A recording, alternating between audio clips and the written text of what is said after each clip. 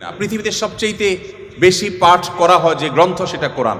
কোরআনের চাইতে বেশি পাঠ করা হয় সর্বযুগে সর্বকালে এরকম আরেকটি গ্রন্থ পৃথিবীতে নেই যে এত বেশি পরিমাণে পাঠ করা হয়। আর দুঃখজনক সত্য এটাও যে পৃথিবীতে না বুঝে পাঠ করার ক্ষেত্রে কোরআনের চাইতে আর বিকল্প বা আরেকটা গ্রন্থ আপনি খুঁজে পাবেন না। কোরআনই একমাত্র গ্রন্থ যে আমরা মুসলমানরা সেটাকে না বুঝেই শুধুমাত্র পড়ি। হ্যাঁ, কোরআন না বুঝে পড়লেও আপনি সওয়াব পাবেন, এটা একটা কাজ হবে।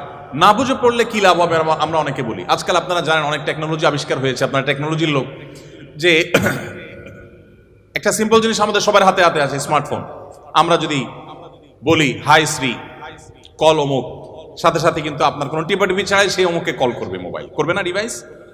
এখন তো আপনার আপনি কোনো রুমে বসে বলছেন যে গরম লাগছে, এসিটা অন হয়ে যাবে। আপনি জাস্ট বললেন নির্দিষ্ট শব্দ উচ্চারণ করলেন যে আপনার কাছে গরম লাগছে, এসিটা